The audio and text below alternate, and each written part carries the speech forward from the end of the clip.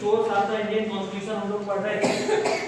इसके पहले हमने दो देशों के हमने संविधान में जो प्रावधान लिए हैं वो देख चुके हैं। कौन कौन से देश लिए? सबसे पहला हमने देखा था भारत शासन अधिनियम 1935। इस अधिनियम से जो प्रावधान लिए गए हैं वो मैं पूछूंगा, बताओ।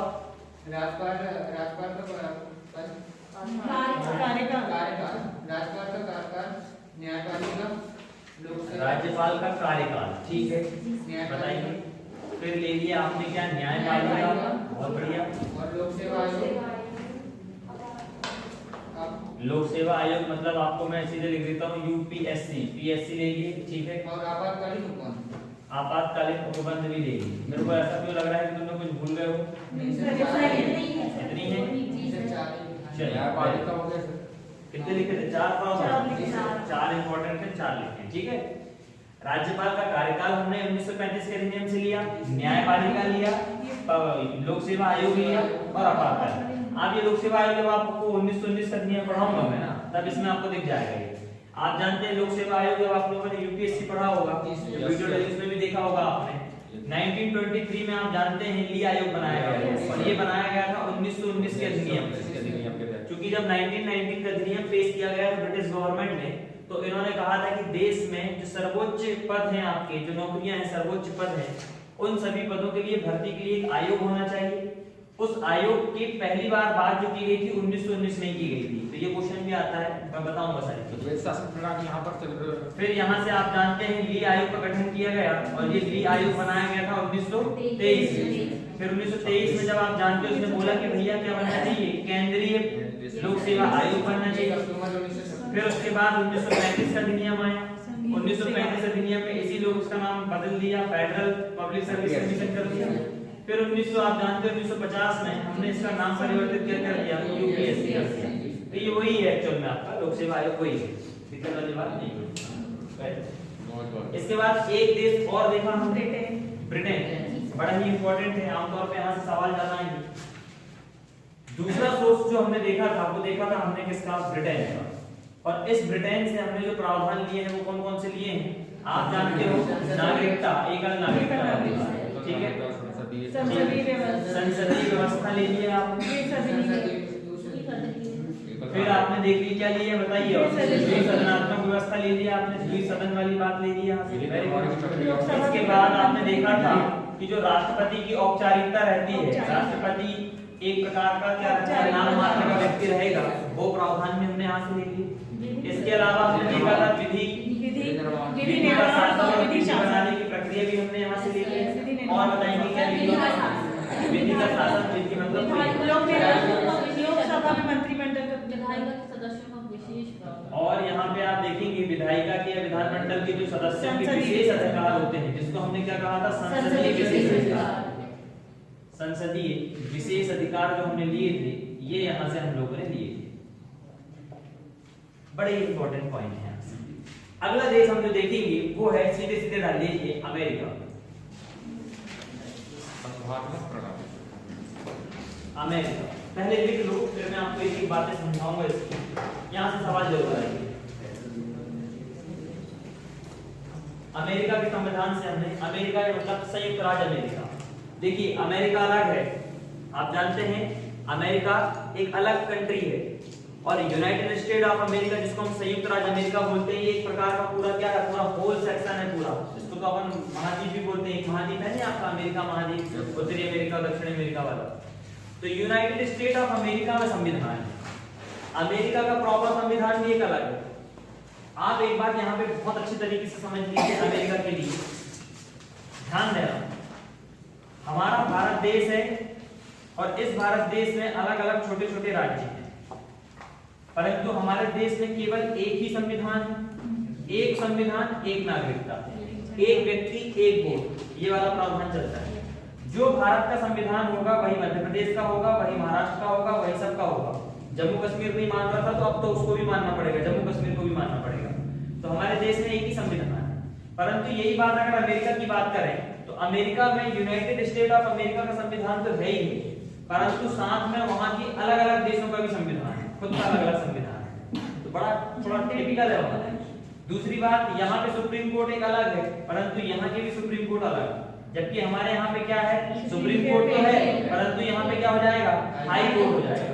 सुप्रीम कोर्ट केवल एक ही है, वहाँ पे जितने राज्य होंगे वहाँ के सुप्रीम कोर्ट अलग अलग होंगे, उन सबके संविधान अलग अलग होंगे, सबके कानून अलग अलग होंगे, अरे झंडे अलग अलग होंगे, झंडे भी वहाँ पे आप देखना।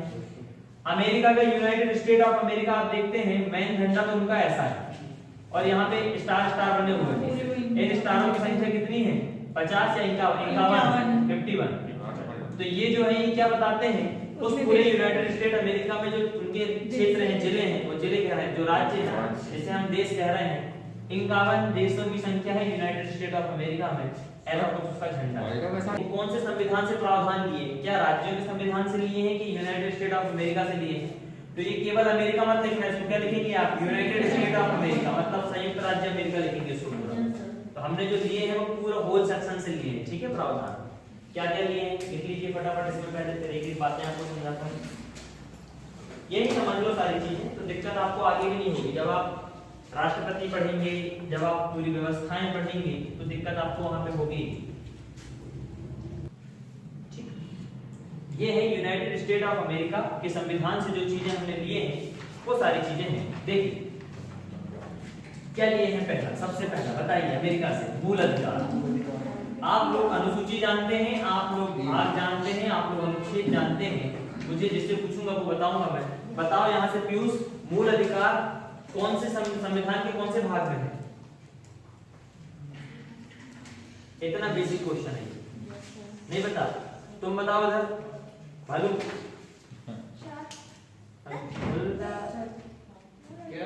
मूल अधिकार संविधान के कौन से भाग में? भाग ए क्या कहता है, भाग 2, भाग 4 और भाग 4 का। तो मूल अधिकार आपने देखा संविधान के किसमें है, भाग 3 में हमने इसको शामिल किया है। कहां से लिए हैं मूल अधिकार आपके? जो मूल अधिकार जब बनाए गए थे हमारे, तो जो मूल संविधान था, आप मूल संविधान जानते हैं, इस मूल संविधान में हमारे पास 7 मूल अधिकार होते थे पहले, ठीक है। जैसे समानता का अधिकार, स्वतंत्रता का अधिकार, धार्मिक स्वतंत्रता, ये सारी शिक्षा का अधिकार, इस सब प्रकार के बहुत सारे थे। एक अधिकार था जिसको कहते हैं संपत्ति का अधिकार। आप जानते हैं संपत्ति का अधिकार जो था पहले मूल अधिकार था। कई बार पेपर में आता है इनमें से कौन सा अधिकार पहले मूल अधिकार था, परंतु वर्तमान में कानूनी अधिकार बन गया है, तो वो है आपका कौन सा, संपत्ति का अधिकार। केशवानंद भारती वाला एक केस हुआ था 1973 में, उसके बाद से हमने इसको उठाए और उठा के हमने कहाँ डाल दिए, 300A में। और 300A जो है कौन से संविधान में, 1978 में हमने इसे मूल अधिकार से हटा के कहाँ डाल दिए, कानूनी अधिकार। कौन से भाग में है ये, भाग क्रमांक 12। ये कौन से अध्याय में है, कोई बता सकता है क्या? अध्याय क्रमांक 4, ठीक है। ये ध्यान रखना है, ये थोड़ी एडिशनल चीजें आपको इसलिए बता रहा हूँ कि पीटी में कहीं से कहीं तक गलती नहीं होना चाहिए। अध्याय क्रमांक 4 आप लोगों को कल मैंने बताया भी था, भाग क्रमांक 12 में 4 अध्याय हैं। कहां से कहां तक अनुच्छेद भाग 12 के 264 से लेके 300A तक। जो लास्ट का जो है यही आपका अध्याय क्रमांक किसमें है, 4 में। इसमें केवल एक अनुच्छेद है, वो क्या है आपका 300A, ठीक है। तो ये सारी बातें आप देखते हैं। हमारा मूल संविधान जो था उसमें पहले 7 मौलिक अधिकार थे, मूल अधिकार थे। इन सभी मूल अधिकारों में से एक अधिकार जो था संपत्ति का अधिकार, इसको हमने क्या कर दिए, खत्म करके कानूनी अधिकार बना दिए और उसको अनुच्छेद 300A में भाग क्रमांक 12 के अंतर्गत शामिल कर दिए। तो वर्तमान में हमारे पास कितने मूल अधिकार बचे हैं, अब 6 मूल अधिकार। मूल अधिकार की क्लास आएगी तो हम इसको पूरा डिटेल में बताएंगे। पहले समझिए कि मूल अधिकार होते क्या है, नॉर्मली रूप से समझ लीजिए। ऐसे अधिकार जो किसी व्यक्ति के सबसे ज्यादा जरूरी अधिकार होते हैं, जैसे तुम्हारा सांस लेने का अधिकार इज योर मूल अधिकार, ठीक है। अगर कोई व्यक्ति तुम्हारी नाक दबा रहा है तो वो तुम्हारा मूल अधिकार का हनन कर रहा है, तुम उसके प्रति जाके क्या कर सकते हो, सुप्रीम कोर्ट में केस दायर कर सकते हो कि नाक दबा रहा है। समझ, सीरियसली बता रहा हूँ तुमको, मजाक लग रहा हो, ठीक। कोई व्यक्ति तुमको खाना नहीं दे रहा है, सोचो, मान के चलो तुम्हारी नौकरी पानी नहीं है और नौकरी पानी ना होने के कारण तुमको पैसा नहीं मिल रहा, स्वाभाविक से तुम बेरोजगार हो गए। और बेरोजगार होने के बाद तुमको जीवन जीने के लिए तुम्हारे पास साधन नहीं है, खाना नहीं मिल रहा है, घर नहीं मिल रहा है, ये मिल रहा है, तुम यकीन मानना तुम जाके सुप्रीम कोर्ट में, हाई कोर्ट में याचिका दायर कर सकते हो कि मैं भारत का नागरिक हूं और भारत के नागरिक को 6 की 6 मूल अधिकार प्राप्त हैं और मूल अधिकार प्राप्त कराने का या मूल अधिकार को क्रियान्वित करने का किसका अधिकार होता है? गवर्नमेंट की दायित्व होता है। अब गवर्नमेंट अगर इन चीजों को हमें नहीं दे पा रही है तो ये गवर्नमेंट की नाकामी है। तो वो व्यक्ति सुप्रीम कोर्ट में जाके या हाई कोर्ट में भी जाके क्या कर सकता है? PIL दायर कर देगा कि मुझे नौकरी नहीं मिली, मुझे ये नहीं मिली, मुझे ये नहीं मिली, इसके कारण से मुझे खाना नहीं मिल रहा है, मेरे पास घर नहीं है, मतलब मेरे मौलिक अधिकारों का क्या हो रहा है? हनन हो रहा है। अरे हर व्यक्ति ऐसी PIL दायर ना करे, इसीलिए तो सोसाइटी के माध्यम से अनाज वितरण चलाया जाता है, समझ रहे हो, ताकि खाने का अधिकार तुमको मिले। तो ये अधिकार है आपका, मूल अधिकार है। इसके अलावा भी आप देखेंगे अगर आपको कोई धर्म है, जैसे मान के चलो ये ब्राह्मण धर्म की है, ये ईसाई धर्म का है, ये पारसी धर्म का है, तो ये भारत में रहते हुए अपने ब्राह्मण धर्म का प्रचार भी कर सकती है, अपने पूरे ब्राह्मण धर्म की चीजें भी कर सकती है। ये कौन सा धर्म का है? ईसाई का था क्या? ईसाई से है, ठीक है, ईसाई धर्म से ये पूरी चीजें कर सकता है, जैसे चाहे वैसे कपड़े पहन सकता है, जैसे चाहे वैसा अपने पूजा पाठ कर सकता है, वो भी अपने धर्म कर सकता है, मैं भी अपने व्यक्ति की स्वतंत्रता है सर, हर प्रकार की स्वतंत्रता है, उसको अभिव्यक्ति नहीं बोलेंगे, इसको धार्मिक स्वतंत्रता।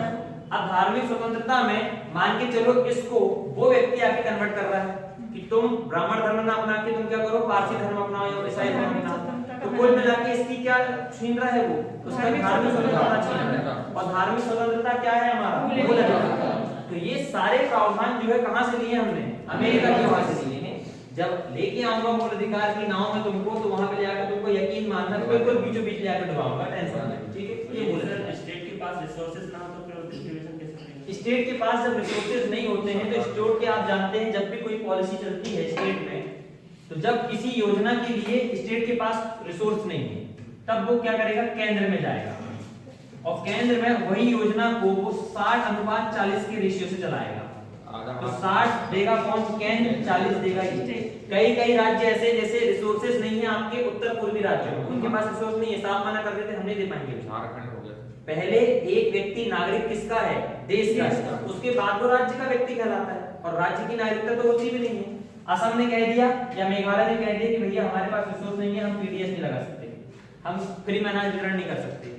अब चूंकि केंद्र का दायित्व है ना, ये तो भारत सरकार का दायित्व है प्रत्येक व्यक्ति को अनाज दिलाना, इसलिए इन वाले क्षेत्रों में, उत्तर पूर्वी राज्यों में ये सारी योजनाएं चलती हैं 90:10 में। 100 रुपए में 90 रुपए केंद्र देगा और ऐसे पहले पायलट प्रोजेक्ट के तहत काम किया जाता है। पायलट भी कर सकते हैं आप। पायलट प्रोजेक्ट एक प्रकार का सैंपल है, सैंपल के तौर पर जैसे एक बार करके देख लो कि क्या लगता है तो सर ये लागू हो सकता है। हाँ, ये करना है, ठीक। अब बताइए अगला कौन सा प्रावधान लिया हमने अमेरिका से? उद्देशिका। मैंने एक बार और बताया था आपको, आप जानते हो उद्देशिका सबसे पहले, क्योंकि संविधान ही पूरे देश में, पूरे वर्ल्ड में आप जानते हैं, संपूर्ण विश्व में सबसे पहले संविधान अमेरिका ने बनाया। 1987 में आप जानते हैं सबसे पहली बार 1976 में से लेकर 78-9 के बीच में लोगों ने अपना पूरा प्रावधान किया और 89 में लोगों ने प्रकाशित कर दिया और उद्देशिका सबसे पहले उन लोगों ने ही जोड़ा। और हमारे भारत के संविधान में सबसे पहले पूरा संविधान तैयार हुआ, उसके बाद हमने क्या लिए हैं? उद्देशिका लिए। क्योंकि उद्देशिका आप जानते हैं पूरे संविधान की कहानी बता देती है, हमारे संविधान में क्या है, कैसा है, क्या नियत रही होगी, क्या विचार रहे होंगे, तो कुल मिला के सारी की सारी बातें उद्देशिका में होती है। तो हमने उद्देशिका भी कहां से ले लिए हैं? अमेरिका से ले लिए। अगले बात बताइए, अभी उद्देशिका में क्या है? राष्ट्रपति पर महाभियोग लगाना। राष्ट्रपति पर महाभियोग। देखो दो बातें, राष्ट्रपति पर महाभियोग। आर्टिकल 63 अगर आप पढ़ते हैं, ठीक है, 63 नहीं 61 पढ़ते हैं, 61 में आप देखेंगे राष्ट्रपति पे महाभियोग की प्रक्रिया के बारे में। महाभियोग क्या होता है? अगर राष्ट्रपति उस पद में बैठा हुआ है तो स्वाभाविक सी बात उसको हटाना इतना आसान नहीं है, क्योंकि उसको चुनने का दायित्व, अगर राष्ट्रपति का चुनाव आप देखेंगे तो राष्ट्रपति के चुनाव में केंद्र तो शामिल हो गई होगा, साथ में राज्य की विधानसभाएं भी शामिल होती है। अब राज्य ने भी चुना, केंद्र ने भी चुना, दोनों ने मिलकर चुना। अब जब दोनों ने मिलकर चुना तो स्वाभाविक सी बात है, क्या केवल केंद्र इसको अलग कर सकता है? क्या नहीं कर सकता। इसलिए बड़ा टिपिकल है राष्ट्रपति को हटाना। हमारे यहाँ पे तानाशाह ना बन जाए हमारी मंत्रिपरिषद, हमारे यहाँ संसद लोकसभा इतनी तानाशाह ना बन जाए, इसलिए राष्ट्रपति पे हमने एक लगाया कि भैया जब कभी भी राष्ट्रपति को हटाना होगा तो वो केवल और केवल महाभियोग की प्रक्रिया से ही हटाया जा सकता है, ठीक है। और महाभियोग केवल और केवल किसके लिए उपयोग किया जाता है? राष्ट्रपति के लिए, ना तो सुप्रीम कोर्ट के न्यायाधीश के लिए, ना तो हाई कोर्ट के न्यायाधीश के लिए, ना तो कैग के लिए, ना निर्वाचन आयोग के अध्यक्ष के लिए, ना यूपीएससी के अध्यक्ष के लिए, केवल और केवल राष्ट्रपति के लिए ही महाभियोग का शब्द का उपयोग किया जाएगा। बाकी आप देखोगे जैसे राष्ट्रपति को जब पद से हटाया जाता है तो क्या है इसकी प्रक्रिया, देखिए संसद में इसको चाहिए विशेष बहुमत, विशेष बहुमत चाहिए, विशेष बहुमत के साथ साथ इसको चाहिए आधे से अधिक राज्यों का क्या चाहिए? अनुमोदन चाहिए, ठीक है। अभी आधे से अधिक राज्यों का अनुमोदन भी हमने यहाँ से लिए हैं, अमेरिका से लिए। अब ये दोनों चीज चाहिए, ठीक। उसके बाद कहीं आप क्या करोगे? इसको हटा पाओगे। ये सारी बेसिक प्रक्रिया है। अब ये सेम टू सेम सारी की सारी बातें जो है राष्ट्रपति में, यही प्रक्रिया आप देखेंगे निर्वाचन आयोग के अध्यक्ष को भी हटाने की है, यही प्रक्रिया आप देखेंगे सुप्रीम कोर्ट के उनको भी हटाने की है, यही प्रक्रिया आप देखेंगे हाई कोर्ट के न्यायाधीश को हटाने की भी है, यही प्रक्रिया कैग को हटाने की है, यही प्रक्रिया आप देखेंगे यूपीएससी के अध्यक्ष को हटाने की भी है। परंतु महाभियोग शब्द का उपयोग इनके लिए नहीं किया जाएगा। महाभियोग शब्द का उपयोग किसके लिए किया जाएगा? केवल राष्ट्रपति, ठीक है। जब आएंगे अपन इस डिटेल से पढ़ेंगे। अगला हमने देखा था राष्ट्रपति पर महाभियोग ले लिए, स्वतंत्र न्यायपालिका। आप देखेंगे आप स्वतंत्र न्यायपालिका। अगर स्वतंत्र न्यायपालिका की मैं बात करूं तो न्यायपालिका को हमने कहां से लिए हैं? जबकि 1935 के अधिनियम से लिए हैं। अब पहले उसकी थोड़ी सी बैकग्राउंड हिस्ट्री समझ लीजिए। जब भारत में अंग्रेजों का शासन चल रहा था तो हमारे यहाँ न्यायपालिका की आवश्यकता पड़ी, और न्यायपालिका जो बनी थी ये स्वतंत्र नहीं थी। हमारे भारत देश में सबसे पहले बनी थी एक न्यायपालिका, कलकत्ता में सबसे पहले बनाया गया था। और ये न्यायपालिका जो बनी हुई थी आप जानते हैं इसकी सुनवाई कहाँ होती थी? प्रीवी काउंसिल्स में होती थी। प्रीवी काउंसिल मतलब ब्रिटेन के एक कोर्ट में होती थी। प्रीवी काउंसिल एक प्रकार का कोर्ट था। इस कोर्ट में भारत के जो मुद्दे भारत की न्यायपालिका नहीं हैंडल कर पाती थी तो उसकी सुनवाई कहाँ हो जाती थी? सीधे प्रीवी काउंसिल में होती थी। पर ये स्वतंत्र नहीं थी, तो सीधी सी बात है इसके ऊपर ब्रिटेन का क्या चल रहा है? राज्य चल रहा है कुल मिला के। प्रीवी काउंसिल के निर्णय इसके ऊपर क्या हो जाते थे? बाध्यकारी हो जाते थे। तो न्यायपालिका तो 1935 के अधिनियम से लिए, परंतु इसकी स्वतंत्रता कहां से ले ली हमने? यूएसए। क्यों? यूएसए में मैंने बताया हूं कि सुप्रीम कोर्ट है और राज्य का भी सुप्रीम कोर्ट है, अलग अलग सुप्रीम कोर्ट है। इसकी सुनवाई ना यहाँ होगी ना इसकी सुनवाई यहाँ होगी, सब अपने अपने क्षेत्र में क्या है आपकी क्या है। बस ये वाला जो सुप्रीम कोर्ट है, जो यूएसए का मेन सुप्रीम कोर्ट है, ये केवल और केवल उन्हीं मुद्दों की सुनवाई करेगा जब दो राज्यों के बीच में आपस में क्या हो जाए? लड़ाई झगड़ा हो जाए, दोनों के बीच में कोई दिक्कत वाली बात आ जाए। जैसे हमने ले लिए अमेरिका का ये आपका सुप्रीम कोर्ट है, यूएसए का। एक और सुप्रीम कोर्ट है आपका अलास्का का, एक और हमने ले लिए, एक ले लिए हमने एक और अमेरिका का, प्रॉपर जो अमेरिका देश है उसका ले लिए, इसका सुप्रीम कोर्ट है। अब इसके मुद्दे ये सुनेगा, इसके मुद्दे ये सुनेगा, ठीक। परंतु अगर इन दोनों देश के बीच में कोई सीमा का विवाद हो गया या नागरिकों के बीच में कोई विवाद हो गया, कोई मुद्दा आ गया, तो अब ये सुप्रीम कोर्ट तो इसके पक्ष में चला जाएगा, ये सुप्रीम कोर्ट इसके पक्ष में चला जाएगा, तो कौन सुनवाई करे? इसलिए इन दोनों की सुनवाई कहां हो जाएगी? हम मुद्दों से लेकर या इस देश की इस पूरी सुप्रीम कोर्ट के साथ इसकी थोड़ी सी कोई खुन्नस हो जाए तो सुनवाई होगी यहाँ, इसकी खुन्नस इसके साथ हो जाए तो सुनवाई हो जाएगा। कहने का तात्पर्य राज्य के साथ जब कभी भी विवाद होगा उसकी सुनवाई होगी मुख्य सुप्रीम कोर्ट में, यूनाइटेड स्टेट ऑफ अमेरिका के सुप्रीम कोर्ट में। राज्य का केंद्र के साथ अगर कोई विवाद हो जाए तो उसकी सुनवाई होगी सुप्रीम कोर्ट में। तो ये क्या है? एक प्रकार से स्वतंत्र है, इसकी सुनवाई कहीं नहीं होती। यही सारी बात हमने हमारे यहाँ पे भी देखी। हमारे यहाँ सुप्रीम कोर्ट है, पूरे देश का एक सुप्रीम कोर्ट है, हर राज्य में हाई कोर्ट है। राज्य की सुनवाई कहाँ होती है? डिस्ट्रिक्ट कोर्ट, हाई कोर्ट इनमें होती है। इस राज्य की सुनवाई इन दोनों के बीच में होगी। परंतु इन दोनों राज्य के बीच में आपस में अगर विवाद हो जाएगा तो कहाँ जाएगा केस? सुप्रीम कोर्ट में जाएगा। अगर राज्य और केंद्र के बीच में अगर कोई मुद्दा चल रहा है, जैसे मान के चलो एक योजना निकली, कोई भी योजना निकाले मध्य प्रदेश के लिए केंद्र ने, अब वो जो केंद्र की जो योजना है वो केंद्र की योजना जब राज्य में लागू की गई, पर वो राज्य नहीं चाह रहा है कि वो योजना हमारे क्षेत्र में लागू होना चाहिए। जैसे मान चलो बुलेट ट्रेन का एक मान चलो मुद्दा ले लो, बुलेट ट्रेन गुजरात से लेकर मुंबई तक जा रही है। अब गुजरात अगर नहीं चाहता कि हमको नहीं चाहिए बुलेट ट्रेन, पर केंद्र चाह रहा है कि होना चाहिए, अब ये बन गया क्या? राज्य और केंद्र के बीच का विवाद। अब गुजरात हाई कोर्ट में नहीं जाएगा ये केस, कहां चला जाएगा? ये सीधे सुप्रीम कोर्ट में जाएगा। तो केंद्र और राज्य के बीच के विवाद की सुनवाई कौन करता है? Supreme court. राज्य और राज्य के बीच की विवाद सुनवाई कौन करेगा? Supreme court. इसलिए हमारे यहाँ एक सर्वोच्च न्यायालय है, उच्चतम न्यायालय है, जो केवल इन मुद्दों की बात करेगा। इसी का काम ज्यादा ना बढ़े इसलिए हाई कोर्ट बन रहा है, इनका काम ज्यादा ना बढ़े तो डिस्ट्रिक्ट कोर्ट बन रहा है, विशेष न्यायालय बन गए, सत्र न्यायालय बन गए, ये सारी चीजें हैं। तो जो स्वतंत्रता आप देख पा रहे हैं, इस प्रकार की स्वतंत्रता, ये सारी की सारी स्वतंत्रता पहले कहां थी? अमेरिका की थी। इसलिए हमने सोचा कि एक काम करो भैया, न्यायपालिका तो ठीक है परंतु इसका स्वतंत्र होना भी जरूरी है। ठीक। दूसरी बात एक और इसको समझेंगे, सरकार 3 हिस्सों से चलती है। पहला क्या होता है? विधायिका, दूसरा होता है कार्यपालिका और एक होता है आपका न्यायपालिका। आप जानते हैं इन तीनों का कार्यक्षेत्र अलग है, तीनों के अपने अपने अलग अलग सेक्शन है। जैसे इसका पहनावा अलग है तो उसका पहनावा अलग है, उसका खाना अलग है तो उसका खाना अलग है। वो जो खा रहा है उसको नहीं बोल सकता कि ये खाओ, तुम जो खा रहे हो तुम उसको नहीं बोल सकता कि तुम खाओ। समझ रहे हो? ऐसे ही विधायिका का काम है केवल कानून बनाना, लागू करना नहीं, केवल कानून बनाएगा।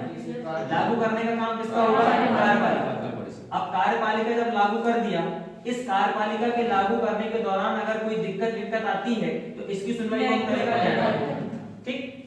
ये कार्य नहीं हो सकती कि कोई कानून बनाया गया, उस कानून से किसी व्यक्ति ने पीआईएल दायर किया न्यायपालिका में।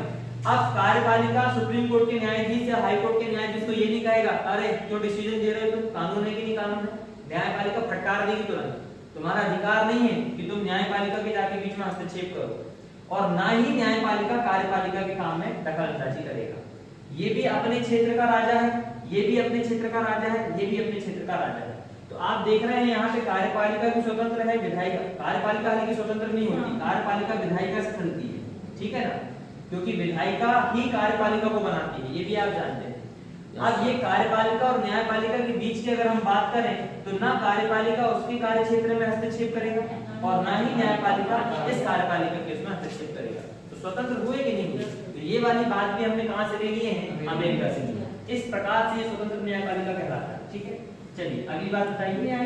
अभी एक पॉइंट में चलेंगे अपन, बस बेसिक समझ लो, रोड मैप समझ लो कि आगे जो चीजें आपको समझना है क्या समझना है, क्या लिए है। उसके अलावा न्यायिक पुनरावलोकन बड़ा इंपॉर्टेंट है, बड़ा पेपर में आता है। न्यायिक पुनरावलोकन, पुनरावलोकन, पुनरावलोकन, नाम सर पूना भी नाम है आएगी नाम है आकी मात्रा, नाम है आकी मात्रा फिर भी ना समझिएगा।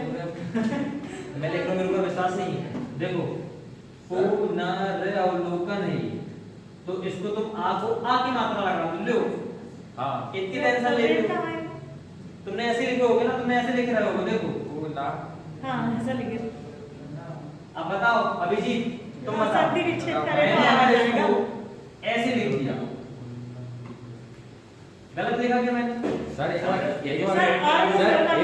मेरे वाला भी लिखिए सर। पू ना ना सर आपकी आकी मात्रा है, आपकी आकी आकी मात्रा ये गाली जैसे नहीं लगा? आपकी आकी मात्रा सर छोटी भी है सर, भी छोटी भी, हाँ छोटी भी सर आगे रहे ऊपर लोकन हो गया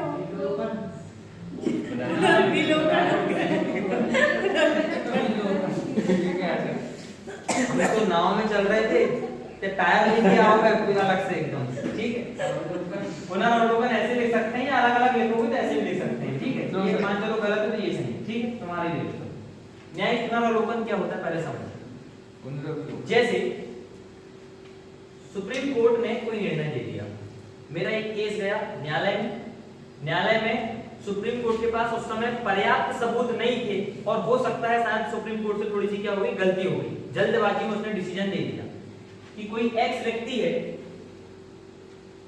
और कोई वाई व्यक्ति है, इन दोनों का केस गया कहां पे? सुप्रीम कोर्ट में या हाई कोर्ट में भी ले लो, हाई कोर्ट के पास भी पावर है। अब ये गया, एक कटघरे में वाई खड़ा है, एक कटघरे में एक्स खड़ा है। मान के चलो ये एक्स ने वाई को थप्पड़ मारा, ठीक, इसने बोला सुप्रीम कोर्ट में जाके किसने मेरे को थप्पड़ मारा, इसको सजा मिलना चाहिए। परंतु सुप्रीम कोर्ट के पास जो सबूत पहुंचे वो सबूत ये पता चला कि वाई ने एक्स को थप्पड़ मारा है, उल्टा था केस, जबकि सजा मिलना चाहिए था किसको? एक्स को। एक्स ने थप्पड़ मारा था वाई को, तो तो सजा किसको मिलना चाहिए था एक्चुअल में? एक्स को। परंतु सुप्रीम कोर्ट के पास जो मामला गया वो उल्टा पहुंच गया। वो पहुंच गया कि भैया वाई ने एक्स को थप्पड़ मारा है उल्टा, तो अब सजा किसको मिल रही है? वाई को। कुल मिला के न्याय गलत हो गया। परंतु आगे चल के जैसे ही सुप्रीम कोर्ट को पता चलता है कि हमारे द्वारा जो निर्णय दिया गया है वो गलत दे दिया गया है, तो सुप्रीम कोर्ट के पास ये पावर है कि वो क्या कर सकती है, किसी भी मुद्दे पे जिसमें आपका निर्णय हो चुका है, चाहे वो निर्णय हाई कोर्ट ने दिया हो, चाहे डिस्ट्रिक्ट कोर्ट ने दिया हो, चाहे खुद स्वयं सुप्रीम कोर्ट ने दिया हो, उस मुद्दे को खुद उठा के लेके आएगा और उसकी फिर से सुनवाई करेगा। ये क्या कहला रहा है? न्याय दे दिए थे, उसका पुनर्अवलोकन कर रहे हैं, उसकी फिर से तहकीकात कर रहे हैं। ये सारी जो प्रोसेस हुई थी ये क्या है? आपकी न्यायिक पुनर्अवलोकन कहलाती है। ठीक है, इसी को बोलते हैं अपन क्या? रिव्यू करना। जो आपने जस्टिस दे दी है, जस्टिस रिव्यू, जुडिशियल रिव्यू उसको बोला जाता है। तो ये प्रावधान कहां से लिया हम लोगों ने? ये अमेरिका से लिया। ये इसलिए लिया गया कि किसी भी व्यक्ति के साथ गलत ना हो जाए। ठीक है, ऐसे में तो जिसने काम कांड किया है उसको सजा नहीं मिल रही है, और जो बेचारा बेगुनाह है वो सजा लेके चला जाएगा उल्टा। तो ये सारी चीजें हमने कहां से ली थी? अमेरिका से ली थी। और बताइए जी। PIL में एक अच्छा खासा काम हुआ। PIL भगवती की उसमें हुआ था, ये मैं आपको अलग से समझाऊंगा। PIL का तात्पर्य केवल ऐसा है, पिटीशन बोलते हैं अपन इसको, जनहित याचिका। मान के चलो कि लड्डू यहाँ से ढूंढा सिवनी जाती है, और ढूंढा सिवनी जाती है तो उसको एक ऐसा क्षेत्र मिलता है, एक घर, दो चार घर ऐसे मिलते हैं, बहुत ही गरीब है, बहुत ज्यादा, उनको ना अनाज मिल रहा है, उनको कुछ भी नहीं मिल रहा, कुछ भी नहीं मिल पा रहा है, पर वो पढ़े लिखे नहीं है। अब वो अपने मूल अधिकार को जान भी नहीं पा रहे हैं, तो वो सुप्रीम कोर्ट भी नहीं जा सकते, पुलिस स्टेशन भी नहीं जा सकते। ये पढ़ी लिखी लड़की है, तो ये क्या करेगी? जाएगी, उनकी थोड़ा सा रिसर्च करेगी और उनके अधिकार के लिए सुप्रीम कोर्ट में एक याचिका दायर करेगी। कहने का मतलब देखो, PIL दायर कर रही है कौन? ये, परंतु इसके लिए नहीं, किसके लिए कर रही है? उन लोगों के लिए। ये जो प्रोसेस कहलाती है, ये कहलाती है आपकी पब्लिक पिटीशन कहलाती है एक प्रकार से, ये ठीक है ना, जनहित याचिका। जनहित याचिका, लोगों के हित के लिए जो याचिका दायर की जाती है वो कहलाती है PIL। ये प्रावधान भी हमने कहां से लिया? सुप्रीम कोर्ट में करेगी कि सर ऐसे कोई मतलब वो नहीं है प्राधिकरण की उसमें कर सकती है याचिका? नहीं, सुप्रीम कोर्ट में होती है PIL, मतलब कोर्ट में होती है, हाई कोर्ट में भी होती है, उसी में होती है। डायरेक्ट अगर मौलिक अधिकार का अगर हनन हो रहा है वो तो PIL तो सट करके जाएगी, बिल्कुल कोई दिक्कत वाली बात नहीं। और एक PIL का एक और मुद्दा बता रहा हूँ, ह्यूमन राइट्स एक्ट में भी कर सकते हैं, बिल्कुल कर सकते हैं। देखो, सुप्रीम कोर्ट का जो न्यायाधीश होता है, उसके जो वकील होते हैं, उसके जो जज होते हैं, एवरीडे न्यूज़पेपर पढ़ते हैं। तुम एक पढ़ते हो वो 10-10 पढ़ डालते हैं दिन में। अगर न्यूज़पेपर में भी कोई चीज उनको दिखती है जो PIL के हिसाब से है, तो न्यूज़पेपर की कटिंग से भी PIL दायर हो जाती है, पता है? इतना खुद अपने मन से PIL दायर हो जाती है। सुप्रीम कोर्ट के न्यायाधीश और उनके वकीलों के पास इतना पावर है कि अगर हाँ, जैसे मान के चलो स्यूनी में मान चलो ये कोचिंग, अपन अपना ही मुद्दा ले लें, कोचिंग में मान के चलो कि तुमने फीस दे दी, एक उदाहरण बता रहा हूँ, फीस दे दी, परंतु यहाँ पे मैं तुमको पढ़ा नहीं रहा हूँ, ठीक है, और ये बात कोई एडिटर न्यूज़पेपर में छाप दे, ठीक, तो क्या होगा? पुलिस कार्रवाई ऑटोमेटिकली हो जाएगी, उसमें कोई बताए अथवा ना बताए, ऑटोमेटिकली हो जाएगी, जबकि तुम लोगों ने किसी ने भी जाके शिकायत नहीं करेगी। समझ रहे हैं? ऐसे ही अगर किसी भी क्षेत्र के किसी भी व्यक्तियों का मौलिक अधिकार का अगर हनन होता है और वो बात न्यूज़पेपर में डेली आते जा रही है, तो कोर्ट के पास ये पावर है कि वो उस न्यूज़पेपर से क्या उठा लेता है? सीधे उस मुद्दा को उठाएगा और PIL के तौर में खुद कर लेता है अपने ऊपर दायर, फिर उसकी ऑटोमेटिकली सुनवाई होती है। समझ रहे हैं? इतनी बड़ी पावर PIL भगवती की उसमें हुआ था, ये मैं बताऊंगा इसके बारे में। और बताइए क्या है? सुप्रीम कोर्ट हाई कोर्ट के जज को हटाना मतलब ये कि आप जानते हैं सुप्रीम कोर्ट और हाई कोर्ट के जज जो होते हैं उनकी नियुक्ति भी इतनी आसानी से नहीं होती है, तो हटाना भी इतना आसान से नहीं होता है। विशेष बहुमत चाहिए उसके लिए ये हटाने की प्रक्रिया। आगे बताएंगे। उपराष्ट्रपति का पद पहला इंपॉर्टेंट है। राष्ट्रपति का पद अगर हम देखें तो हमने एक्चुअल में देखे राष्ट्रपति का पद ब्रिटेन से नहीं लिए हैं। अगर देखा जाए केवल इसकी पूरी की पूरी जो प्रोसेस है, इसका जो पूरा व्यवहार है, हमने राष्ट्रपति यहाँ से लिए, परंतु नाम कहां से लिए हमने एक्चुअल में देखा जाए तो अमेरिका से। अब हमने डायरेक्ट यहाँ पे लिखा नहीं, इसी के साथ साथ हमने उपराष्ट्रपति का पद भी कहां से ले लिए हैं? यहीं से लिए हैं। दो चीजें इसमें आपको समझना चाहिए कि ब्रिटेन से जो हमने राष्ट्रपति लिए हैं, राष्ट्रपति का जो नाम मात्र का रहना होता है, ये एक्चुअल में सम्राट है। हमने सम्राट शब्द ना लेके अमेरिका का एक वर्ड उपयोग कर लिया। अमेरिका में राष्ट्रपति चलता है, हमने इसको क्या कर लिए? राष्ट्रपति। क्योंकि अमेरिका में राष्ट्रपति पद्धति चलती है, वहां पे संसदीय शासन नहीं चलता, वहां पे अध्यक्षात्मक प्रणाली चलती है। वहां पे प्रधानमंत्री इतना पावरफुल नहीं है जितना राष्ट्रपति पावरफुल है। तो हमने क्या देखा कि वहां पे सम्राट पावरफुल हो रहा है और ब्रिटेन में क्या हो रहा है, सम्राट नाम मात्र का रह रहा है। तो हमने ब्रिटेन का सम्राट ले लिए, उसकी पूरी प्रोसेस, और नाम कहां से ले लिए, राष्ट्रपति अमेरिका से। दोनों का एक कंबाइंड रूप बना। ऐसे ही एक उपराष्ट्रपति भी था पद, उस उपराष्ट्रपति पद को भी हमने कहां से ले लिए हैं, यूएसए से लिए। आगे बताइए, वित्तीय आपातकाल आर्टिकल 360। आप जब आगे पढ़ेंगे 360 आर्टिकल में आपको मिलेगा वित्तीय आपातकाल। वित्तीय, बहुत गंदी हो रही मेरी हिंदी लग रहा है। वित्तीय आपातकाल, वित्तीय आपातकाल का तात्पर्य ये है जब देश में पैसे की तंगी आ जाए बहुत ज्यादा और गवर्नमेंट भी कुछ ना कर पाए, तब ऐसी सिचुएशन में आपातकाल लग जाता है, वित्तीय आपातकाल। हमारे देश में आज तक हुआ नहीं है, पर एक सिचुएशन बन गई थी 1992 में। मनमोहन सरकार, वो कांग्रेस सरकार थी उस समय, मनमोहन जी जो थे वित्त मंत्री, उन्होंने वित्तीय आपातकाल को कैसे मैनेज किया ये पेपर में आ जाता है कई बार। उस पूरी सिचुएशन को उन्होंने कैसे मैनेज करा और वित्तीय आपातकाल लगने नहीं दिया। आप जानते हो पूरे दुनिया का सबसे बेहतरीन इकोनॉमिस्ट था हमारे यहाँ doctor Manmohan Singh. Barack Obama जब कभी भी इंडिया आते थे तो सबसे पहले उनसे ही मिलते थे और 2-3 दिन उनसे पूछते थे कि सर इकोनॉमी जीडीपी को ग्रोथ करने के लिए, ये करने के लिए क्या करें। हमारे देश में सबसे ज्यादा जीडीपी ग्रोथ रही है उनके समय में। प्रधानमंत्री रहे, जब वो वित्त मंत्री रहे, तो उनकी इकोनॉमिक उन्होंने बहुत अच्छी स्टडी करी, तो चीजों को बहुत अच्छे से जानते थे। तो वित्तीय आपातकाल का मतलब ये हो गया कि मान के चलो कि हमारी कोचिंग में एकदम से ऐसा आया कि भैया बहुत दिक्कत आ गई, तो मैं क्या करूंगा कि भैया एक काम करो, जो तुम 1000 रुपए फीस दे रहे हो अब तुम कितना दोगे, 1200 रुपए सब दोगे। तो 200 रुपए तुम्हारे जेब से क्या होने लगा, एक्स्ट्रा जाने लगा। कुल मिला के ये क्या हो रहा है, पैसा ज्यादा जा रहा है। ये अगर मैं देश हूं और तुम मेरे देश के नागरिक हो, तो नागरिकों से अब मैं क्या करूंगा, थोड़ा थोड़ा पैसा लेने की सिचुएशन करूंगा ताकि हमारा वित्तीय सिचुएशन ठीक हो जाए। जब वित्तीय आपातकाल लगता है तो क्या होता है, जितने भी सरकारी कर्मचारी होते हैं उनकी सैलरी कटना शुरू हो जाएगी, परंतु कुछ लोगों को छोड़ के जो अनुसूची क्रमांक 2 में जितने पद दिए गए हैं, कौन कौन दिए गए हैं, राष्ट्रपति। आपने देखा जब भी इनके बारे में आप पढ़ोगे तो सीधे सीधे कहेगा कि नियुक्ति के बाद इनके वेतन भत्ते में कोई भी अलाभकारी परिवर्तन नहीं किए जा सकते, चाहे वित्तीय आपातकाल ही क्यों ना लग जाए। इसमें इनकी सैलरी कटौती नहीं की जा सकती, बाकी सबकी कटौती की जा सकती है। ये है वित्तीय आपातकाल। अभी सब डिटेल में पढ़ते। और बताइए, संविधान संशोधन में राज्य की विधायिकाओं, संविधान संशोधन में राज्य की विधायिकाओं का अनुमोदन लेना। सीधी सी बात इतनी सी है कि संविधान केवल केंद्र का नहीं है, जो भारत का संविधान है वही राज्यों का भी संविधान है। और जब कभी भी हमें संविधान में संशोधन करना पड़ता है तो आप जानते हैं आर्टिकल 368 में संविधान में संशोधन करने की प्रोसेस दी गई है। विशेष बहुमत लगेगा प्लस आधे से अधिक राज्यों का अनुमोदन चाहिए। तो जो आधे से अधिक राज्यों का अनुमोदन हमने जो प्रोसेस लिए है वो कहां से ले लिए हैं, यूएसए से लिए हैं। समझ पा रहे हैं, तभी तो महाभियोग की प्रक्रिया वहां से लिए हैं। बिल्कुल यही रहेगा, प्रोसेस यही रहेगी पूरी ओवरऑल। जब महाभियोग बताऊंगा तो बताऊंगा कैसे कैसे वोटिंग होती है इसमें। तो तभी तो हमने राष्ट्रपति पे महाभियोग की प्रक्रिया वहां से ली है। वहां पे अगर राष्ट्रपति को अगर हटाया जाना रहता है तो केवल केंद्र नहीं, राज्यों का भी उसमें क्या चाहिए, अनुमोदन चाहिए। तो हमने राष्ट्रपति का महाभियोग भी ले लिए, साथ ही साथ जो राज्यों का अनुमोदन चाहिए वो प्रोसेस भी कहां से ले लिया हमने, ठीक है। चौथा देश है आपका कौन सा, आयरलैंड।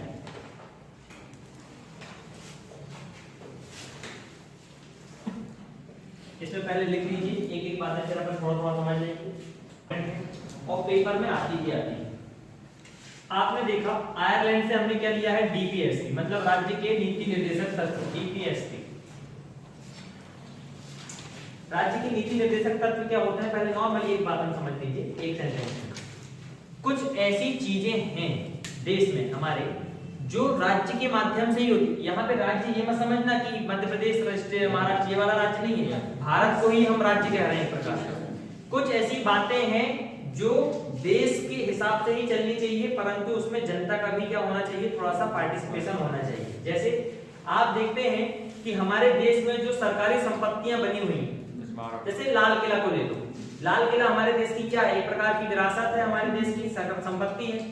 अब उस संपत्ति का संरक्षण करना किसका अधिकार है, राज्य का, मतलब देश का अधिकार है। उसकी पुताई कराना, वो टूटे फूटे ना, जितनी भी चीजें ये, परंतु क्या जनता का अधिकार नहीं है कि कान मान कुछ करके थूक के चले गए, है कि नहीं है?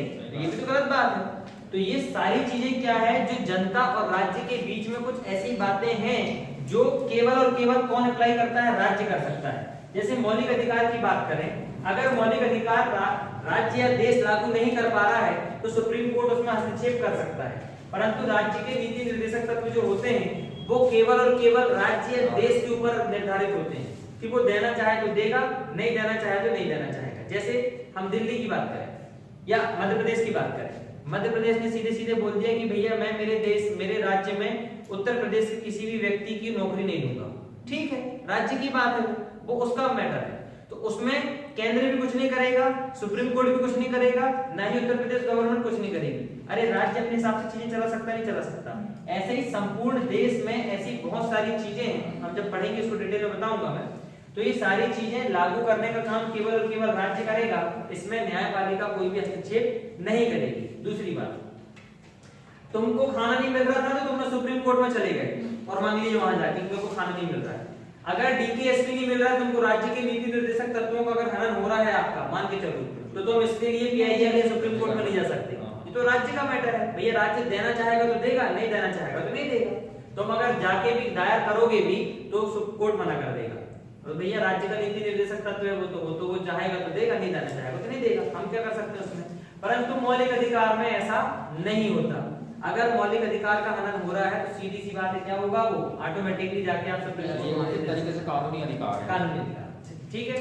तो अभी अपन पढ़ेंगे इसको, राज्य के नीति निर्देशक तत्व। दूसरा, राज्यसभा में हमारे यहाँ 12 मनोनीत सदस्य जाते हैं जो कला, साहित्य और उन्होंने किसी विशेष क्षेत्र में अगर उन्होंने समाज सेवा में उन्होंने योगदान दिया है। ऐसे जैसे आप देखेंगे सचिन तेंदुलकर खेल के क्षेत्र में उन्होंने बड़ा विशेष योगदान दिया है, तो उनको हमने मनोनीत करके राज्यसभा का मेंबर बना दिया था।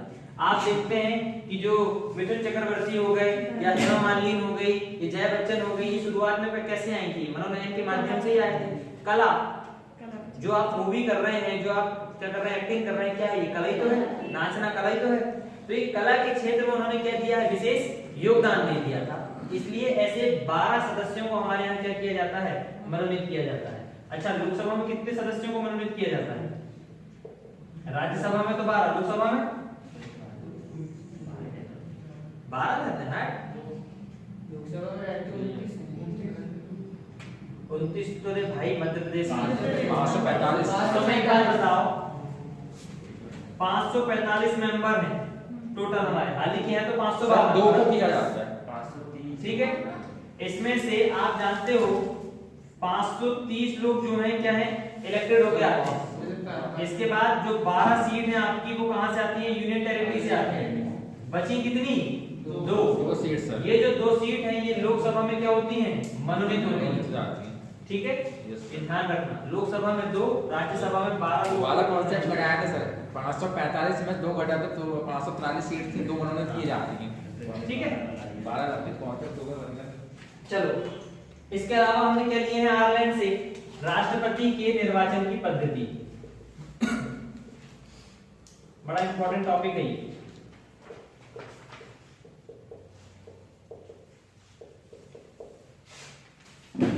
राष्ट्रपति के निर्वाचन की प्रणाली का तात्पर्य ये है, जब राष्ट्रपति बताऊंगा तब तो बताऊंगा ही, बस नॉर्मल सुन लो। जब हम राष्ट्रपति को चुनेंगे, कौन वोटिंग डाल सकता है, कौन नहीं डाल सकता है, ये बराबर लिखा गया है कि कौन से राज्य या कौन सा यूनियन टेरिटरी इसमें शामिल होगा, केंद्र के कितने व्यक्ति शामिल होंगे, कितने व्यक्ति नहीं शामिल होंगे, कैसे राष्ट्रपति का चुनाव होगा, कैसी वोटिंग होगी, किस प्रकार से उनका अनुपातिक प्रतिनिधित्व निकाला जाएगा, कैसे एकल संक्रमणीय बनाया जाएगा, ये सारी की सारी बातें हमने कहां से लिए हैं, आयरलैंड से। राष्ट्रपति को लेकर 3 बातें समझ में आ रही होंगी आपको। राष्ट्रपति का नाम मात्र बनना कहां से लिया गया है, ब्रिटेन से, जबकि राष्ट्रपति नाम कहां से लिया गया है, अमेरिका से। और राष्ट्रपति के निर्वाचन की पद्धति कहां से है, समझ पा रहे हैं? तभी तो हमारे देश के संविधान को बड़ा जटिल बोलते हैं कि नहीं, इतनी सारी चीजें अलग अलग जगह से लिए हैं तो जटिल बन गया हमारे यहाँ। ठीक है, तो ये 3 चीजें हैं आयरलैंड के संविधान से, तीनों की तीनों आपकी क्या है, बहुत इंपॉर्टेंट है। चौथा देश लिखेंगे, अभी डिटेल में पढ़ेंगे अपन, टेंशन मत लो सारी, बस अभी नॉर्मल समझते चलो। चौथा देश लिखेंगे कनाडा का संविधान, कनाडा। तो सबसे ज्यादा एनआरआई सर वहीं से आते हैं ना, कनाडा से। सिख जाते हैं, मतलब अधिकतर सिख लोग हैं। पंजाबी। कनाडा बोलते हैं, कनाडा। कनाडा। देखिए कनाडा, अच्छा चल रहा है कनाडा चल रहे हैं। पंजाबी ज्यादा है वहाँ पर। मेरे को तुमको पता नहीं यार, कि एक तीन तो- चार प्रकार की भाषाएं आती हैं मुझे। एक तो कॉलोनी में। जैसे आई यार एक तो उनको समझ में नहीं आता है, समझ रहे कौन सी भाषा है? South Indian. साउथ इंडिया मतलब उसमें कौन सी? तमिल या मलयालम ऐसे ही बोलते हैं ना, उनकी जो साउथ में जो बोलते हैं भाषा। सर ये तो वो लोग जो हिंदी बोलते हैं वो है। हाँ तो हम भी तो वही बोल रहे हैं। मतलब वो जो अपनी हिंदी बोलते हैं वैसे स्टाइल में बोलते हैं। साउथ के व्यक्ति बोल रहे हैं तो उसको साउथ में बोल रहे हैं ना, हम हिंदी के व्यक्ति उनकी लैंग्वेज में बोल रहे हैं तो हमको नहीं बोल रहे। बस वो जो वे है बोलने का थोड़ा अलग हो गया। एक आती है हमको भोजपुरी, का बात नहीं। का मानी नहीं ना, भोजपुरी बड़ी थोड़ी अजीब सी लग रही है, देहाती टाइप है ना? का। हाँ। ऐसा मत बोलो भाई। एक पंजाबी तो सबको आती होगी, कैसे बोलते हैं पंजाबी? अस्सी तुस्सी तोड़ा ये तोड़ा वो, समझ रहे हैं ऐसा? जैसे कभी किसी सिख से सुनो, जब कभी किसी पंजाबी लड़के से या किसी के विवाद हो जाए ना बेटा, तो वो टोड़ा ये टोड़ा वो बोल बोल के तुम्हारी बात लगा सकते हैं, समझ रहे हो? अपन तेरी तेरी बोलते हैं, वो क्या बोलेंगे? टोड़ा ये टोड़ा वो, ऐसा बोलते हैं। बहुत खतरनाक होते हैं। चलो कनाडा, बताइए कनाडा संघीय व्यवस्था, ठीक है? संघीय व्यवस्था क्या है समझ लो पहले। जो देश है देश, इस देश के अंदर छोटे छोटे राज्य हैं। संघीय व्यवस्था के बारे में बता रहा हूं मैं, ठीक है? ये देश है, इसके अंदर बहुत सारे राज्य हैं। अब अगर कोई राज्य यहाँ से अलग होना चाहे तो हमारे भारत देश में कोई राज्य हमसे अलग नहीं हो सकता। ये कहलाता है संघ। संघ मतलब आपने देखा होगा भारत राज्यों का संघ है, लिखा है नहीं लिखा? India is a union of all states. कुल मिला के क्या है, जो हमारा भारत है वो क्या है? एक प्रकार का संघ है। अरे यहाँ पे राज्य शामिल तो हो सकते हैं परंतु अलग यहाँ से नहीं हो सकते। बड़ी दिक्कत वाली बात। यही पूरी व्यवस्था कहाँ चलती है? अमेरिका में भी चलती है। हाँ सर, अमेरिका में भी संघीय व्यवस्था है, सुनो, परंतु वहां की संघीय व्यवस्था एक्चुअल संघीय व्यवस्था है। संघ की व्यवस्था का तात्पर्य ये होता है कि केंद्र अलग है, राज्य अलग है, परंतु दोनों अलग नहीं होंगे, पर सबका अपना अपना अलग अलग। अमेरिका में क्या है? देखो, अमेरिका का पूरा संविधान अलग है, सुप्रीम कोर्ट अलग है, राज्य का संविधान अलग है और वहां का सुप्रीम कोर्ट अलग है, और दोनों एक दूसरे से अलग नहीं होते हैं।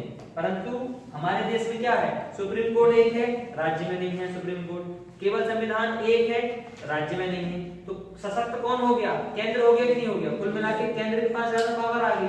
तो इस प्रकार की संघीय व्यवस्था ली हमने कहां से? ये। तो संघ की व्यवस्था एक्चुअल में देखा जाए तो है तो अमेरिका की, परंतु कनाडा और अमेरिका की व्यवस्था में थोड़ा सा फर्क है। पिछली बार अपन ने जब लिखे थे तो संघीय व्यवस्था अमेरिका के लिखे थे, अरे हाँ, तो है ना? संघात्मक व्यवस्था कनाडा की। सुनो सुनो, दो चीजें हैं, संघीय व्यवस्था संघात्मक व्यवस्था, दोनों में थोड़ा सा फर्क है। संघ की व्यवस्था जो अमेरिका में है वो तो है ही, कोई बात नहीं। हमारे यहाँ अमेरिका की पूरी 100% संघीय व्यवस्था नहीं चलती। हमने लिए तो व्यवस्था कहां से है? अमेरिका से, परंतु उसमें थोड़ा सा संशोधन टाइप कर दिया। कनाडा में भी संघीय व्यवस्था है। कनाडा में जो संघीय व्यवस्था है वो क्या है? इसको संघात्मक प्रणाली कह सकते हो, ठीक है? तो ये कनाडा की जो व्यवस्था है उसमें क्या है? कनाडा में भी एक ही सुप्रीम कोर्ट है, कनाडा में भी सारे राज्य अलग नहीं हो सकते, और कनाडा में भी केंद्र ज्यादा सशक्त होता है। तो संघ की व्यवस्था तो एक्चुअल में देखा जाए तो अमेरिका की है संघीय व्यवस्था, परंतु उसकी जो प्रणाली होती है जिसको हम संघात्मक प्रणाली बोलते हैं, वो प्रणाली हमने कहां से ली है? कनाडा से ली है। अभी आएंगे अपन इसमें पूरा डिटेल में चलेंगे, ठीक है?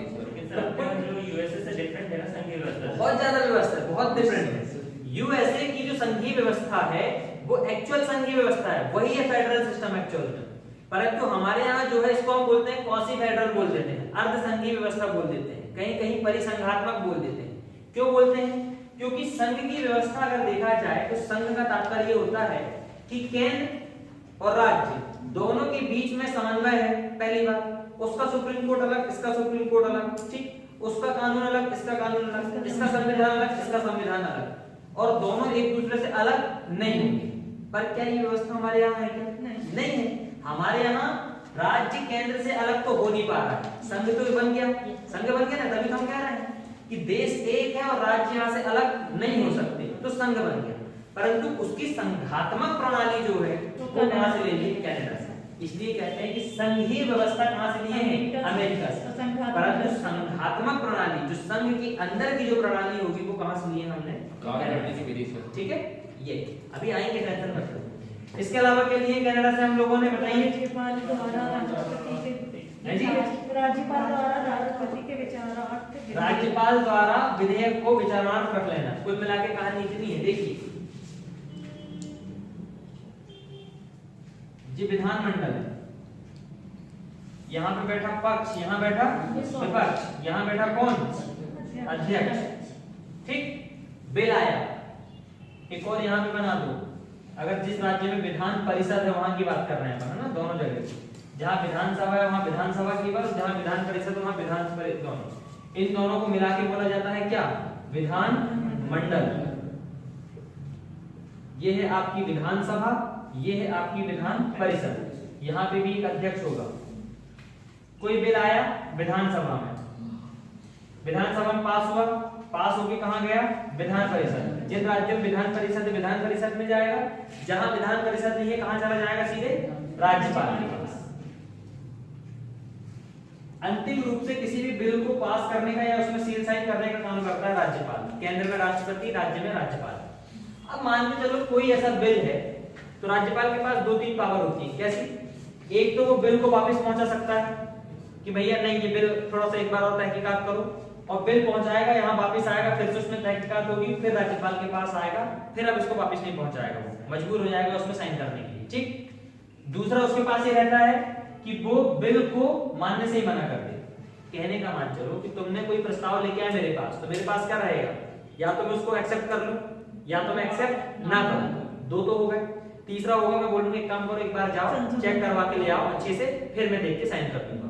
3 प्रकार की शक्तियां ऐसे ही है। तो राज्यपाल किसी भी विधेयक को एक्सेप्ट कर सकता है, दूसरा एक्सेप्ट नहीं कर सकता है, परंतु तीसरा जो एक और शक्ति है वो है राष्ट्रपति के विचारार्थ रखने के लिए। क्या है? चौथी शक्ति इसके पास जो है कि राज्यपाल के पास कोई विधेयक आया, उसने साइन नहीं करा, उसने बोला ठीक है ये विधेयक को मैं भैया कुछ दिन अपने पास रखूंगा, राष्ट्रपति साहब से पूछूंगा पहले, तो वो राष्ट्रपति के लिए, राष्ट्रपति की मंजूरी के लिए क्या कर रहा है? उसको रोक रहा है। राष्ट्रपति के विचारार्थ के लिए उसको रोक रहा है, राष्ट्रपति से विचार विमर्श करने के लिए उसको रोक रहा है। ये शक्ति राज्यपाल के पास दी गई है कि कोई भी कानून जो राज्य पास करता है, राज्य की विधानमंडल पास करता है, तो जब वो राज्यपाल के पास जाएगा तो उसके पास 4 प्रकार के अधिकार हो जाते हैं। एक तो उसको एक्सेप्ट कर ले, एक तो उसको नकार दे, तीसरा उसको पुनः विचारार्थ के लिए पहुंचा दे, चौथा जो होता है वो होता है राष्ट्रपति के विचारार्थ के लिए रखने के लिए। वो जो विधेयक आएगा उसकी एक कॉपी कहां पहुंचाएगा? वो राष्ट्रपति के पास। फिर राष्ट्रपति बोलेगा कि नहीं भैया एक बार इसको फिर से तहकीकात करवाओ, ये बिल अभी एक्सेप्ट करने लायक नहीं है, फिर उसको वो विचारार्थ के लिए विधानमंडल में पहुंचाएगा। समझ में आ रहा है? तो कुछ ऐसे विधेयक होते हैं जो थोड़े पेचीदा टाइप के होते हैं, उन विधेयकों को रोकने का अधिकार होता है राज्यपाल के पास, राष्ट्रपति से विचार विमर्श करने के लिए। ठीक है, ये हो गया। अब बताइए आगे। सशक्त केंद्र। सशक्त केंद्र का तात्पर्य केवल एक ही है, आप जान लीजिए कि सशक्त केंद्र का मतलब हुआ कि केंद्र का ज्यादा पावरफुल होना। सुप्रीम कोर्ट केंद्र का है हमारे यहाँ। आप देखो पूरी मैन पावर किसके पास है? केंद्र के पास है। यूनियन टेरिटरी में अधिकार किसका है? केंद्र का है। आप देखो कोई भी योजना मुख्य रूप से चालू करने का काम किसका होता है? केंद्र का होता है। आप संविधान देखोगे तो केंद्र में आप देखो एक ही संविधान है, राज्यों का यहाँ पे कोई मुख्य चीजें नहीं है। तो सशक्त केंद्र का तात्पर्य होता है कि मुख्य रूप से जो ज्यादा पावरफुल होगा वो पावरफुल कौन होगा? हमारे यहाँ पे केंद्र होगा। अब इसको दूसरे तरीके से अगर आप समझना चाहो तो ऐसे समझिए। देखिए, अगर देश में आपातकाल लग गया तो केंद्र पूरे राज्यों में भी लगा देता है आपातकाल, लगा देता है, और सबके अधिकार खत्म करके भैया सब घर में बैठ जाओ। एक बात। दूसरी बात, अगर किसी राज्य विशेष में संवैधानिक विफलता हो जाती है तो केंद्र वहां पे राष्ट्रपति शासन लगा देता है। तो राज्यों में भी कंट्रोल करने की पावर किसके पास है? केंद्र के पास। राष्ट्रपति या केंद्र के द्वारा ही राज्यपाल की राज्यों में नियुक्ति हो रही है, जबकि केंद्र के लिए राष्ट्रपति चुन के आ रहा है और राज्य का राज्यपाल केंद्र वहां पे नियुक्ति करवा रही है। तो दिक्कत वाली बात हुई कि नहीं हुई? तो ज्यादा पावरफुल कौन हुआ? केंद्र हुआ। तो सशक्त केंद्र आप देखेंगे कनाडा में भी है। और हमने देखा कि भैया अगर हम यहाँ पे इनको ज्यादा बना देंगे, विधायिका या कार्यपालिका को ज्यादा सशक्त बना देंगे या राज्यों को ज्यादा हम पावर देंगे, तो आगे चल के हो सकता है कि राज्य विवाद करना शुरू कर दें, हमसे अलग अलग डिमांड करना शुरू कर दें। इसलिए केंद्र के पास ज्यादा पावरफुल है बजाय राज्य की। राज्य के पास भी है, ऐसा नहीं है, परंतु ज्यादा पावर किसके पास है? केंद्र। ठीक, अगला बताएं। अवशिष्ट शक्तियां। अवशिष्ट शक्तियां, देखिए इसको तो सीधे सीधे समझ लीजिए। संघ सूची होती है, कितने विषय हैं इसमें अभी वर्तमान में? 100। मूल रूप से कितने थे? राज्य सूची कितने हैं? कितने हैं? 1 है ना? पहले कितने थे? अच्छा 66 थे, ठीक है। संवर्ती ये है, चलो 52 है ना, और पहले कितने थे? 40। अब देखो ये चीज आप पढ़ चुके हो पहले। संघ सूची में कानून बनाने का अधिकार केंद्र के पास है, राज्य सूची में कोई ऐसा है जिसमें राज्य और केंद्र दोनों मिलकर कानून बनाएंगे, वो है संवर्ती। परंतु कुछ ऐसे मुद्दे बच जाते हैं जिसमें ना तो संघ बना सकती है, ना राज्य बना सकती है, ना दोनों मिलकर बना सकते हैं, परंतु कानून तो बनाना पड़ेगा ना, कानून तो बरकरार बनाए रह नहीं सकते। अंत में ये निर्णय लिया गया कि ऐसे मुद्दे जिसमें ना केंद्र कानून बना सकती थी, ना राज्य कानून बना सकता था, ना दोनों मिलकर बना सकते थे, ऐसे मुद्दों को कहा जाता है अवशिष्ट मुद्दे, अवशिष्ट विषय। अब कानून बनाना तो पड़ेगा ही पड़ेगा, इसलिए फिर अंत में तय किया गया कि जो अवशिष्ट विषय होंगे उसमें थक हार के कौन कानून बनाएगा? केंद्र ही उसमें कानून बनाएगा। इसलिए अवशिष्ट विषयों का केंद्र में निहित होने वाले जो प्रावधान है वो कहां से लिए? हम लोगों ने कनाडा से लिए। तभी तो हमने 60 देशों का संविधान स्टडी करे थे। हमारे देश के दिग्गजों को तो इतना सोचता भी नहीं कि ऐसी कोई बातें आएंगी, इन लोगों को पता था, तो वहां से उठाकर डाल दी। ठीक, तो ये हुआ। और कौन सा प्रावधान है? राज्यों में केंद्र, राज्यों का राज्य, ये तो देखो सशक्त केंद्र के अंदर ही आ गया कि राज्यपाल की नियुक्ति कौन कर रहा है? केंद्र कर रहा है। जब सशक्त केंद्र है तो स्वाभाविक सी बात है कि नियुक्ति कौन कर रहा है? आपका केंद्र कर रहा है। किसकी? राज्यपाल। ठीक है, और बताइए।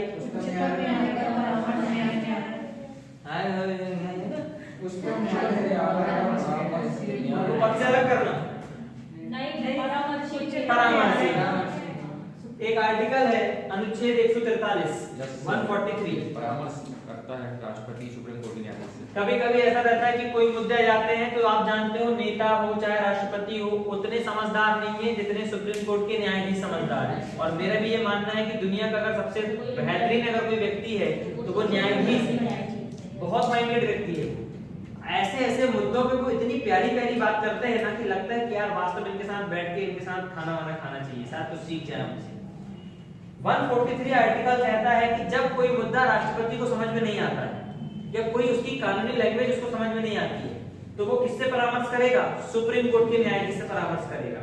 तो ये जो शक्ति दी गई है राष्ट्रपति को, अब कई लोगों ने कहा कि भैया कार्यपालिका है, ये तो राष्ट्रपति है, केंद्र की सरकार कहां जा रही है? न्यायपालिका के पास जा रही है। ऐसा तो नहीं कहीं हस्तक्षेप हो रहा है कि न्यायपालिका के हिसाब से काम चल रहा है, समझ रहे हो ना? इसलिए इसको बराबर लिखा गया 143 में कि भैया वो हस्तक्षेप नहीं है, वो क्या है? परामर्श है एक प्रकार का। कि जब कभी राष्ट्रपति को कोई मुद्दे समझ में नहीं आ पाते हैं तब वो क्या करेगा? सुप्रीम कोर्ट के न्यायाधीश से क्या करेगा? परामर्श कर सकता है। ठीक है, तो ये बात है। तो ये भी कहां से लिए हम लोगों ने? कनाडा से लिए। अगला हो गए, चलो अगला देश लो, ऑस्ट्रेलिया। यूपीपीसीएस मेंस में आया था, ऑस्ट्रेलिया के संविधान से लिए गए प्रावधान क्या क्या है। ठीक है, 2016 का पेपर उठा के देख लेंगे आप, Uttar Pradesh public service commission का। उसमें मेंस में दिया था उन्होंने ये क्वेश्चन कि ऑस्ट्रेलिया के संविधान से लिए गए प्रावधान के बारे में आपको बताना। ऐसे क्वेश्चन आते हैं मेंस में। छठवा, कहां से लिए हैं? ऑस्ट्रेलिया से। क्या क्या लिए हैं?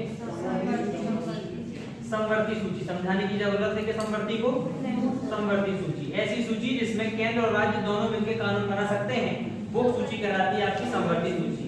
पहले इसमें कितने विषय थे? 47 थे। वर्तमान में कितने हैं? आप बताइए।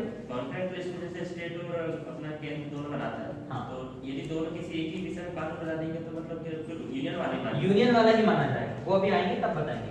ये ऐसा है, देखो मान के चलो कि कोई कानून पहले राज्य ने ऑलरेडी बना के रखा, जैसे हम ले लेते हैं कृषि का ही ले लो नॉर्मल, ठीक है।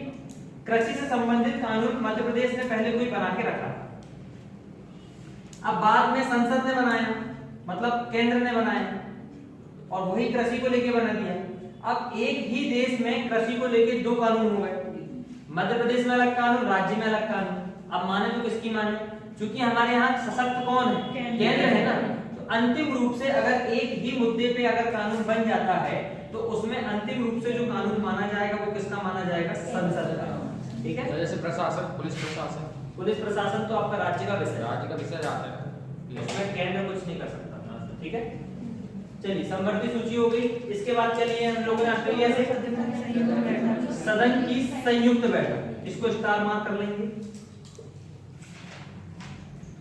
संयुक्त बैठक क्या होती है, ध्यान से देखिए। लोकसभा, फिर गया आपका राज्यसभा, और इसके बाद बिल जाता है आपका कहां पे, राष्ट्रपति। यूपीएससी का तो बड़ा फेवरेट टॉपिक है संयुक्त बैठक। कोई बिल लोकसभा में आया, राज्यसभा ने यहां से पास होकर गया, राज्यसभा में अटक गया, राज्यसभा पास ही नहीं कर रही उसको। या कोई बिल राज्यसभा में आया, लोकसभा में आया, अटक गया।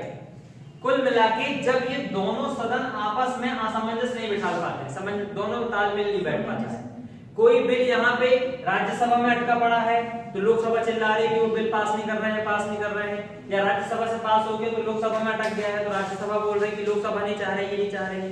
अब बड़ी दिक्कत, क्योंकि बिल बड़ा इंपॉर्टेंट है और देश के लिए बड़ा महत्वपूर्ण कानून है, इसलिए क्या करेंगे, राष्ट्रपति के पास ये पावर दी गई है संयुक्त बैठक बुलाने की कि वो लोकसभा और राज्यसभा दोनों के सदस्यों को एक ही जगह बुलाएगा। और बुलाते कहां पे है वो, मुख्य रूप से लोकसभा के भवन में, क्योंकि यहाँ पे सीट ज्यादा है ना।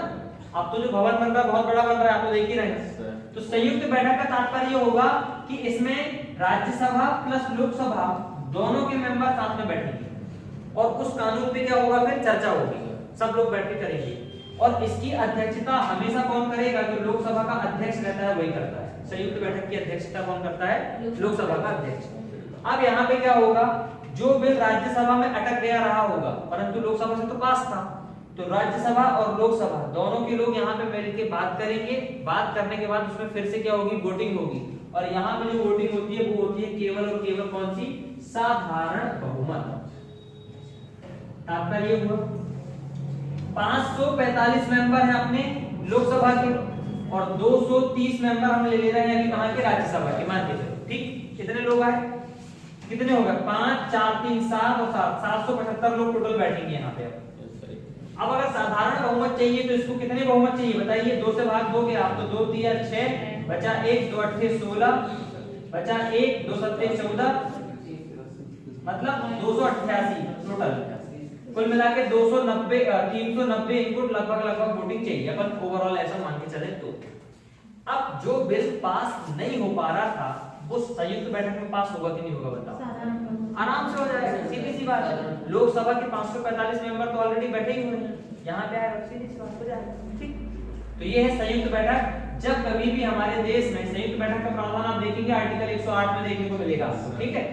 तो ये प्रावधान कहां से लिया गया है, हमारा ऑस्ट्रेलिया से लिए गए हैं कि जब कोई कानून फंस जाए, लोकसभा में राज्यसभा में दोनों में फंस जाए, तब ऐसे मुद्दों को सुलझाने के लिए संयुक्त बैठक का प्रावधान किया जाएगा आर्टिकल 108 के तहत। और ये इसमें लोकसभा का अध्यक्ष इसकी अध्यक्षता करेगा और साधारण बहुमत से बिल पास हो जाएगा। ठीक है, आगे बताइए कौन सा प्रावधान है। राष्ट्रपति संयुक्त बैठक बुला सकता है, हाँ बुलाते हैं सर, वो कभी संसद का अंग नहीं होता ना सर। नहीं, राष्ट्रपति तो है ही नहीं, पहली बार संसद का अंग है परंतु सभा में नहीं बैठेगा। बताइए, प्रस्तावना की भाषा, ये तो याद करने वाली बात है। प्रस्तावना में जो आपने शब्द उपयोग करे, उसमें जो भाषा उपयोग कर रहे हैं वो कहां से लिए हैं, ऑस्ट्रेलिया से लिए। कई बार पेपर में आता है, ये बहुत बार आता है। ठीक है, और बताइए केंद्र राज्य का संबंध, केंद्र और राज्यों के बीच में संबंध, ये भी आप जानते हैं, हम लोगों ने देखा था कि वित्तीय संबंध होते हैं, प्रशासनिक संबंध होते हैं, इन दोनों के बीच में कैसे संबंध होना चाहिए। जैसे आपने अभी पूछा था कि सर किसी भी योजना के लिए 60 और 40 का रेशियो में पैसे का बंटवारा हो रहा है, संबंध ही तो है केंद्र राज्य का।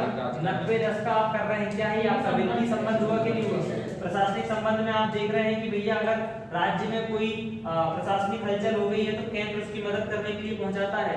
आपदा आ गई, बाढ़ आ गई तो केंद्र अनुदान दे रहा है, तो क्या है, ये सब संबंध है। तो ये संबंध कहां से लिए अपन ने, ऑस्ट्रेलिया से लिए। इसी के साथ साथ शक्तियों का विभाजन भी हुआ है। शक्तियों का विभाजन कुल मिला के आप राज्य सूची संघ सूची को अगर बहुत अच्छे से समझते हैं तो केंद्र की शक्तियां अलग, राज्य की शक्तियां यहाँ पे अलग अलग। ठीक है, और बताइए ये सारी चीजें कहां से ली अपन ने? ऑस्ट्रेलिया से। चलो दो तीन देश और बच्चे उनकी भी लिख दीजिए फटाफट। पहले लिख लो फिर उसके बाद ना, ताकि हो जाए टॉपिक आगे लिखेंगे। जर्मनी का संविधान, जर्मनी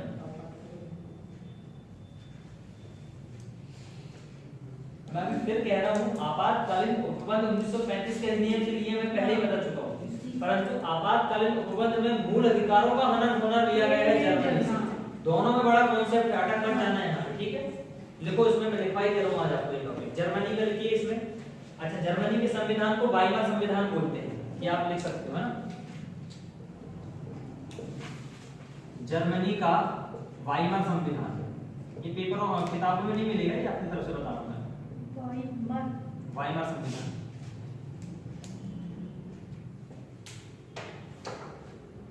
ठीक है।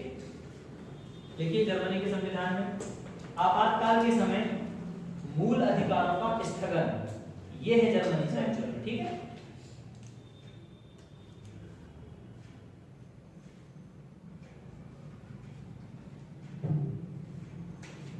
और जबकि आपातकाल कहां से लिए हैं? 1935 के अधिनियम से लिए गए।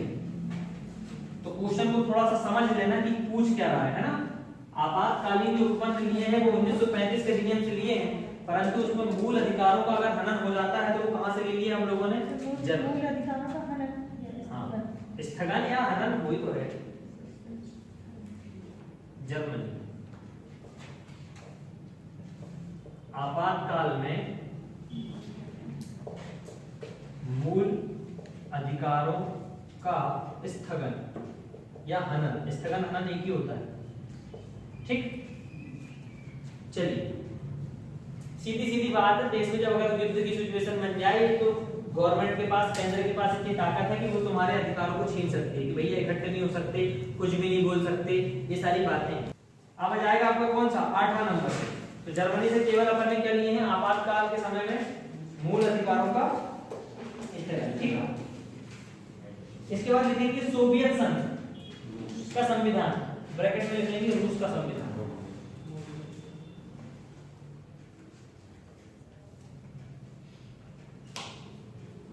इससे लिए हम लोगों ने सबसे इंपॉर्टेंट मूल कर्तव्य, रूस, यहां से लिए हम लोगों ने मूल कर्तव्य। कौन से आर्टिकल में है ये? 51 का। कौन से भाग में? 4 में, 4A में। 4A में दिया गया है आपके क्या? मूल कर्तव्य। ठीक है, और आर्टिकल कौन सा है इसका? 51 का। देखिए मूल कर्तव्य देश के नहीं है, नागरिकों के। ठीक है, हर नागरिक का ये अधिकार है कि वो अपने देश के झंडे का सम्मान करे, संविधान का सम्मान करे, अगर राष्ट्रगान बज रहा तो खड़े हो जाए, देश की संपत्ति का थोड़ा सा वो करे, प्रदीप सर की इज्जत करे। आपका क्या है? सब मूल कर्तव्य। सब मूल कर्तव्य। ऐसे ही मूल कर्तव्य बना दिया गया एक कुल शिक्षा का, लेकिन संविधान संशोधन 2003 के बाद है कि मम्मी पापा का ये मूल कर्तव्य है कि बच्चों को पढ़ाओ, नहीं पढ़ाओगे तो कार्रवाई कर देंगे तुम्हारे ऊपर। समझ में आ रही है ये सारी बातें, तो अभी पढ़ेंगे। तो रूस से हमने क्या लिए हैं? मूल कर्तव्य। एक और चीज लिख लेंगे इसमें, प्रस्तावना में न्यायिक आदर्श, प्रस्तावना में न्यायिक आदर्श, ये सब प्रस्तावना बताऊंगा ना। लिखेंगे अब अगला देश है अपना दक्षिण अफ्रीका का संविधान।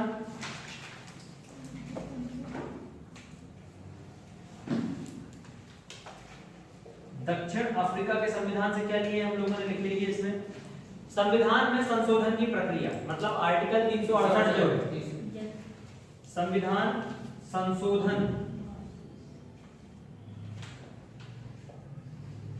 की प्रक्रिया कहां से लिए हम लोगों ने?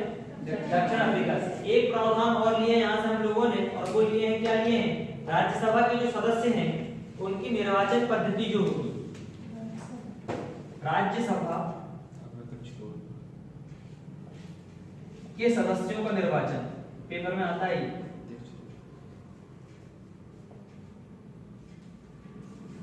राज्यसभा के सदस्यों के निर्वाचन की पद्धति, बड़ा गजब का कॉन्सेप्ट है राज्यसभा में। देखो राज्यसभा का जो अध्यक्ष होता है वो कौन होता है?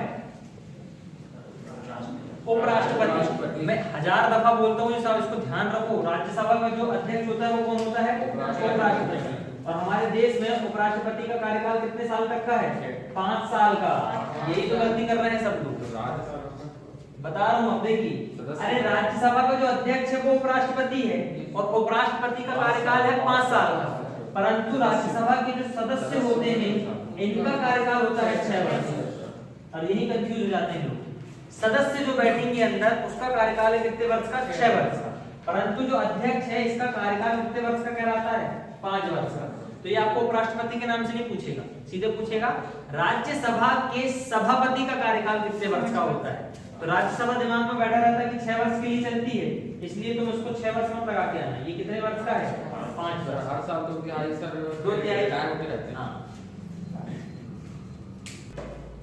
हमारा देश जो गणतंत्र बना है वो किससे बना है? फ्रांस से बना है, ठीक है। तो गणतंत्रात्मक पद्धति,